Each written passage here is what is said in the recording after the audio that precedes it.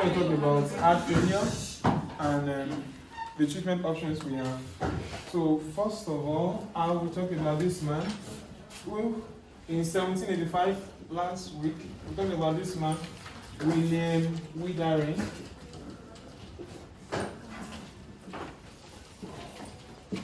William Withering, this same man of England, yeah, of England. William Withering used this agent, used digitalis,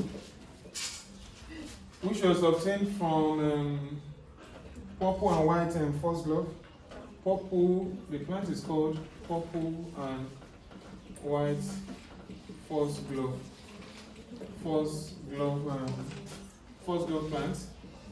So, what we should know, digitalis is derived from this plant. He used it to alleviate dropsy. For the treatment of dropsy, which is let's say edema of the extremities.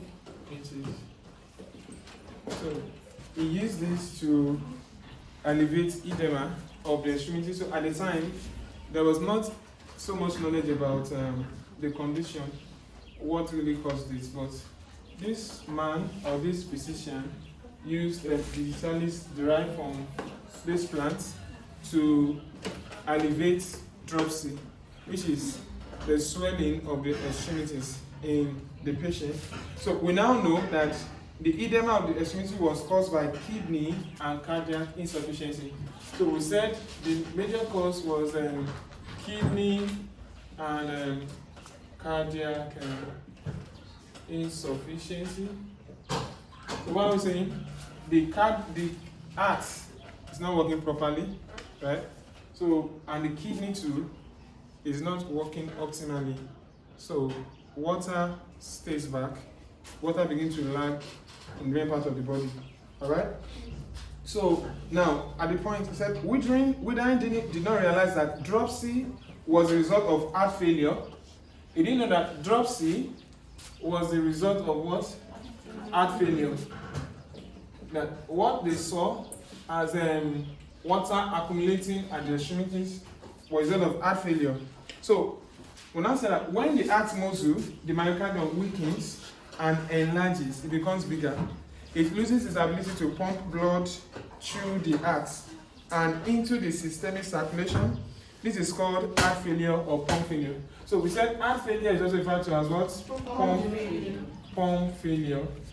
That what happens here, the heart would become weakened, right? It also becomes enlarged, and it's now unable to pump blood into where? Into the systemic circulation. So this is how we define heart failure. And I know at this point you know that heart failure is different from heart attack. Right? Heart attack is defined as simply myocardial infarction. Heart attack is defined as myocardial infarction. This is heart failure, like more or less pump failure. A pump is not working properly. So heart failure is pump failure. The pump is not pumping optimally. So to now go further from where I just stopped, I need to explain that in our basic biology, we define circulatory system as, we said circulatory system or circulation as what? Either open or closed, right? Yes. Single or double circulation, then pulmonary or systemic. So this was how we describe circulation. And we said for mammals have a closed system. They have double circulation, which is what? Pulmonary circulation and systemic circulation. So I believe all of us understand this. Yes. That in a mammal, that a mammal has a closed system. So blood do not come in contact with body cells or tissues. Blood remains in blood vessels. That is just closed circulatory system. That blood is moved around by a pump, which is the heart. And the heart pumps blood through what? Blood vessels. So blood will not directly come in contact with tissues of the body. So it remains there. Then there are exchange. So we have closed system. So why do we have, you said, we don't have a single circulation system. For us, we have a double that the blood will have to go around the heart twice before it go around the body once. That's the meaning of what? A double circulation. The blood leaves and enters the heart twice before it goes around the body once. And how does that happen? It happens via the pulmonary circulatory pathway and the systemic circulatory pathway. That once the way we quickly, let me just draw something that looks like the heart here. Alright? So we said we have this is just, don't mind my drawing, it's just so let's say we have our IVC here, and the SVC here, IVC here. So we have this pump here, this one too here. This is what closes up here. So this big one, then we have let's say we have this. So we have the aorta, we have the pulmonary artery.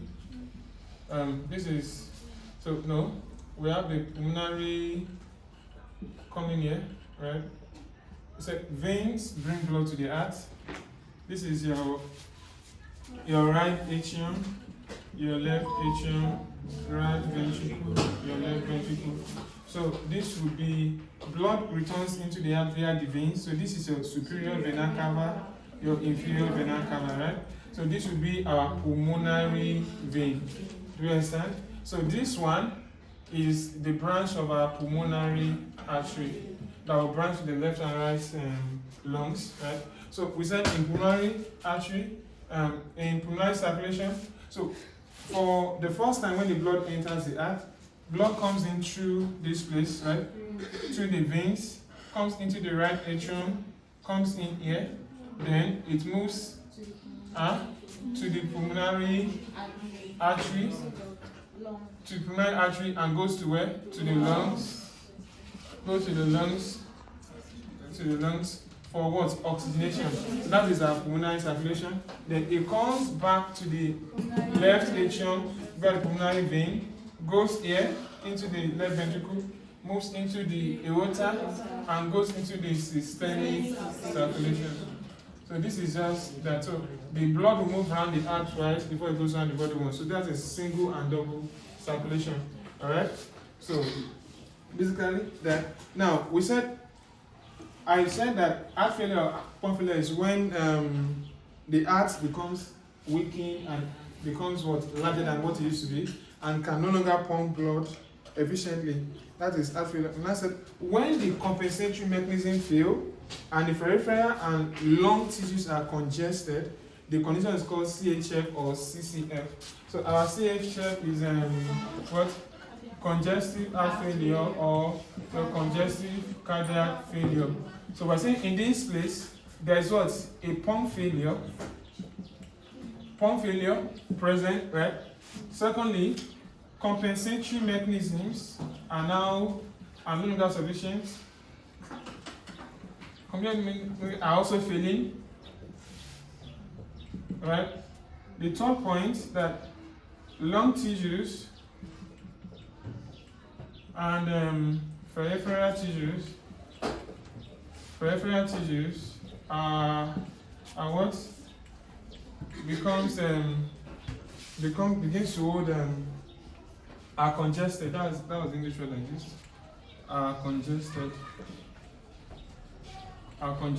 So this is what we call CHF or CCF, that you have a pump failure.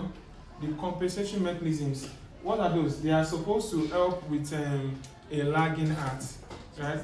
That probably once you have bradycardia, they should produce reflex tachycardia, and when the blood volume drops so much, they constrict the blood vessels and all those things. Then the ANS input.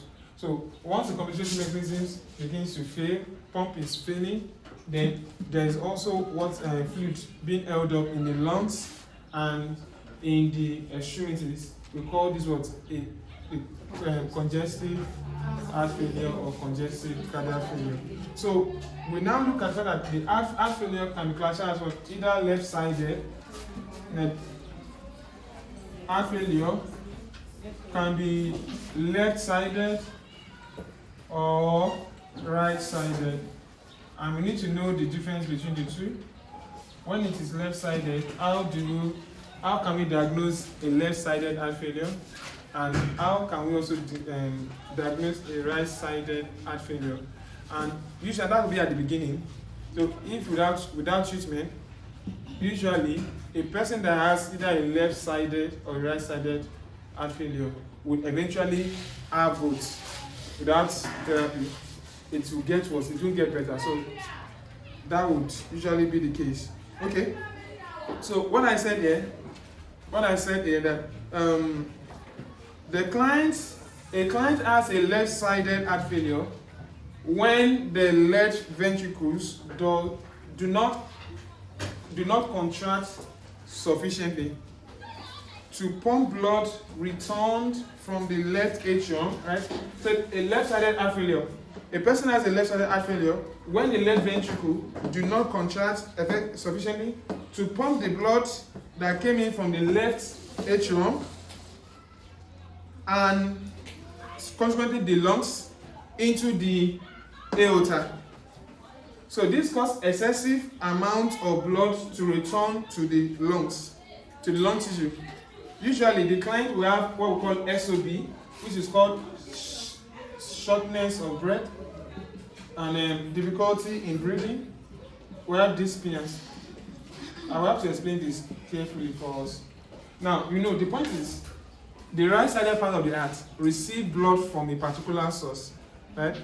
The left side of the heart, now do you understand? My left side receives blood from a particular source. So the origin of the blood we have here comes from the lungs. Blood came from the lungs to the left part of the heart. So we're saying that the left ventricle became what? Bigger and became weaker. So it cannot contract to move out the blood that is released from where? From the left atrium. So this place dumps its blood inside here. Then this one receives blood from the lungs. Do you get that? Lungs will release blood into here. This one will come into here. So we're saying now this place now cannot sufficiently empty the quantity of blood in it into the aorta to where? Systemic circulation. So we're saying most likely, let's say this is probably the capacity, the volume of blood that is there, right? It's supposed to empty. What we are talking about there is the stroke volume. If you remember, stroke volume, the quantity that is released from what? From the left ventricle into the aorta, the stroke volume. So we are saying the left ventricle is supposed to pump this quantity of blood out every time it contracts, right? So if it pumps this quantity of blood out, then it has the capacity to also receive this quantity of blood again from the left atrium. So instead of pumping all of this out, it now does what? Half of that. So it means that for every time it pumps blood out, there is always a leftover. There is always a leftover of blood here, right? So it means once there is a leftover, the left ventricle cannot receive all the blood coming from the left atrium because there is a leftover here. So what the left atrium might be able to empty might probably be half just to fill up this. So when it fills up, is it tricuspid valve now? It closes back up. So meaning that there is blood left over here. What should be pumped here will spill back here. It's not like it remains here. Will remain here. Now, this one cannot receive the quantity it should receive, right? So blood will be held up. Where? In the lungs. In the lungs. So blood will keep on staying back there when it should not be there. So for left-sided heart failure that should pump blood to the systemic circulation, the blood will flow back to the source to the origin of to get that. So blood is going back to the lungs. And here, so the person has what we call shortness of breath because the person cannot breathe properly. And that's what dyspnea. So these are usually some of the early symptoms of what? A left-sided heart failure. I think this is clear. Now, we now look at the right-sided heart failure. That for the right-sided heart failure, it occurs when the heart does not sufficiently pump the blood returned into the right atrium from the systemic circulation. You know that on the right-sided part, this place, blood is coming from where? Systemic circulation. This is the source. Blood is coming from here into here, into the atrium here. So the blood coming to the right atrium is from the systemic circulation, deoxygenated blood. The left-sided part is receiving more oxygenated blood. This side is deoxygenated blood. So the source of the blood coming here is where? Systemic circulation. Right? So we're seeing that in the right-sided part, that the heart does not sufficiently pump the blood returned into the right atrium from the systemic circulation. This causes the blood and its constituent to be backed into the peripheral tissues, causing peripheral edema. So the right ventricle here is supposed to receive blood from here. Do you understand? So instead of it to receive blood from here, the same process there, it should receive, let's say, a jar of blood. And let's say it's taking probably 50% of that same quantity. That means every time there's just a 50% space that will be filled up.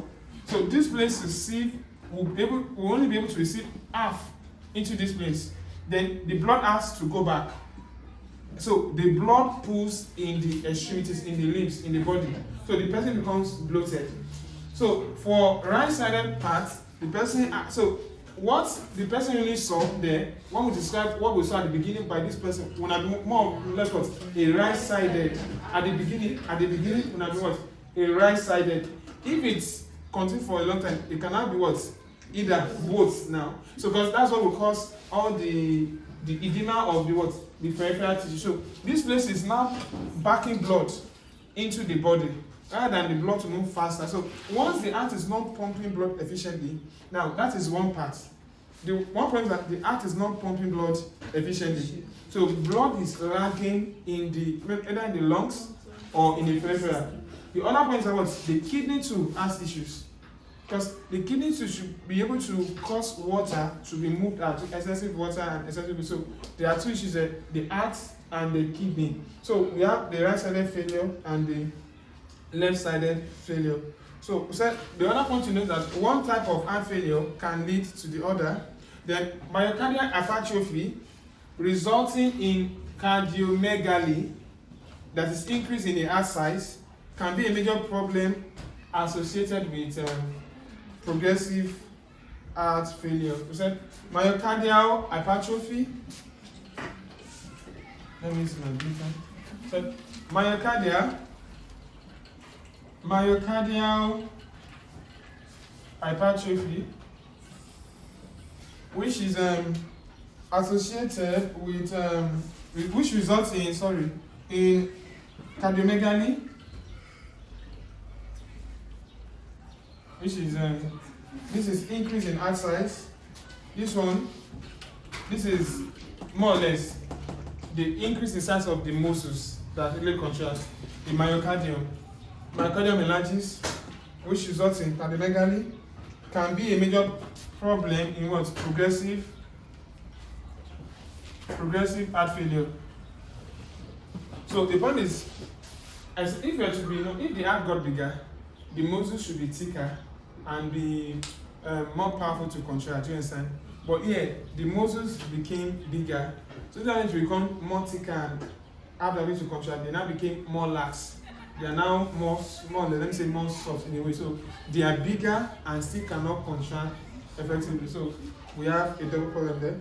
So with heart failure, there's an increase in preload and afterload. We've explained preload. I said simply that let's say the heart is the load, right? Preload is the load coming into the heart.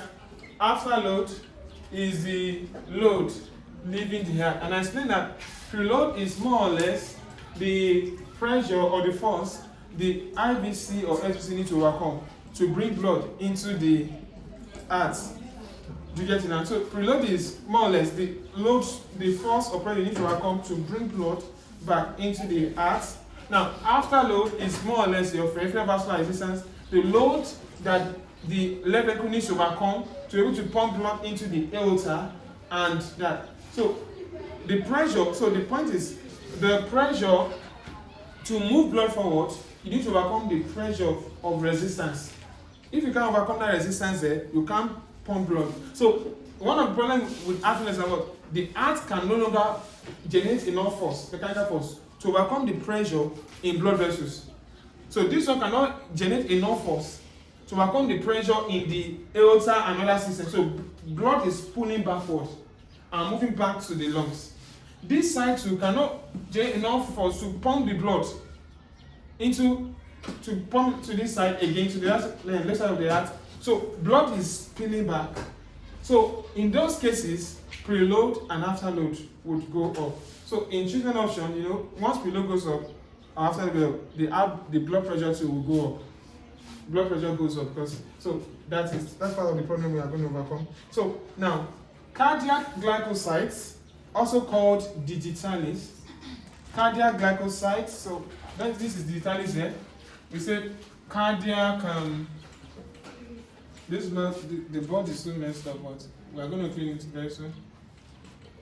Cardiac glycoside, also called digitalis glycoside, are a group of drugs that inhibit sodium potassium pump. By saying cardiac glycoside,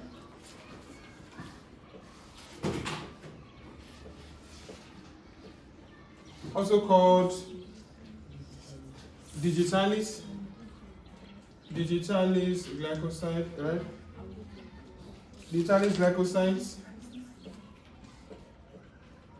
are a group of drugs that inhibit the sodium potassium pump. So more or less talking about the MOA, that cardiac glycoside will inhibit what? Sodium potassium pump. What then happens? Thus, they inhibit this, okay? They increase intracellular calcium. They increase intracellular calcium, which causes the contraction of cardiac muscles. So intracellular calcium, which causes the cardiac muscle fiber to contract more efficiently. So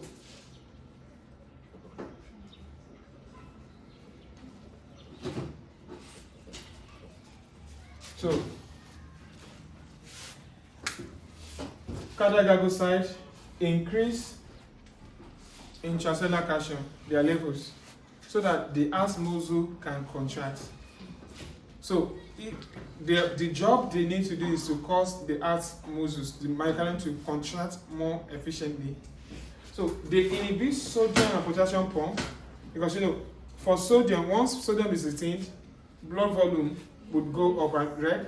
So they inhibit the sodium potassium pump, but they increase the availability of what? Intracellular calcium ions. Okay? Now, the digitalis preparation, this preparation we said have a number of effects on the heart muscle. They have a number of effects on the heart muscle. I'm going to list them. They have what we call a positive inotropic effect. They have a positive inotropic effect. Positive inotropic effect on the heart muscle. What does this mean? That there's an increase in myocardial contraction and stroke volume. Inotropic effect talks about the force of contraction. The force of contraction. So they have a positive inotropic effect on the heart. So there's an increase in what? In myocardial contraction. The heart can contract better, and stroke volume, which would be reduced, which should have been reduced here, can be restored probably to the normal levels, right? They have a positive inotropic effect. Secondly, they have a negative chronotropic effect. They have a negative chronotropic effect. Meaning, what do we have to say about that? That they decrease the heart rate. Heart rate is decreased. Heart rate is decreased. We'll talk more about this when we talk about dysrhythmia and arrhythmia, right? Because we said for the heart muscle to contract, there is an electrical stimuli that ensures the mechanical stimuli is maintained. Electrical stimuli must come in via the pacemakers, right?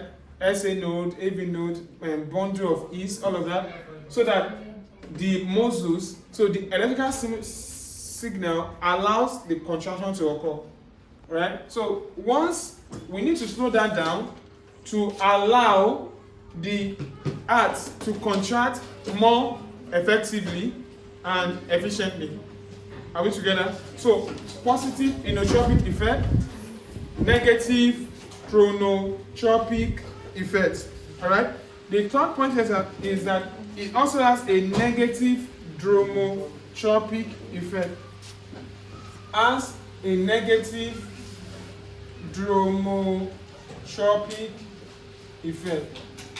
So what happens here? That there is a decrease in conduction of the heart cell, decrease in heart rate, increase in heart contraction, increase in contraction, increase in the rate, increase in contraction, force of contraction, decrease in the rate, decrease in conduction.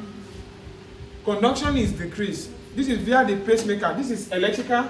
This is heart rate via input from the ANS. This is the force of contraction. So all of this is needed to ensure that what?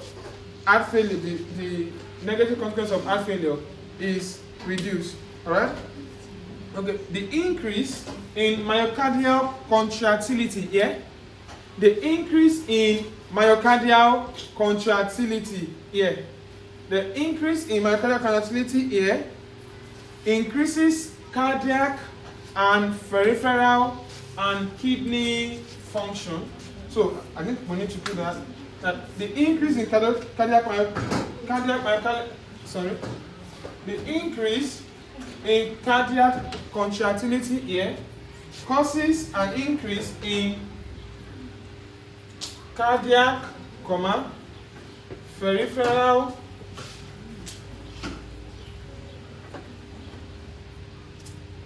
peripheral, and kidney function, because in heart failure,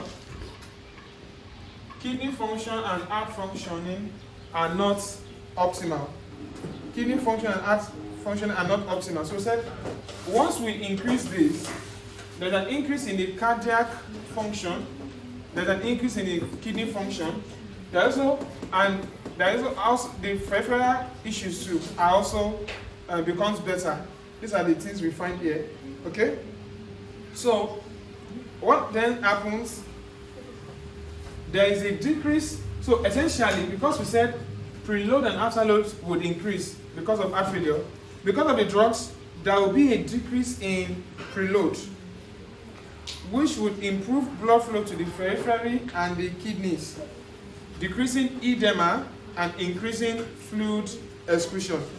So what happens? There is a decrease in your preload. There is an increase in blood flow to the kidney. There is also an increase in excretion of fluid from the body.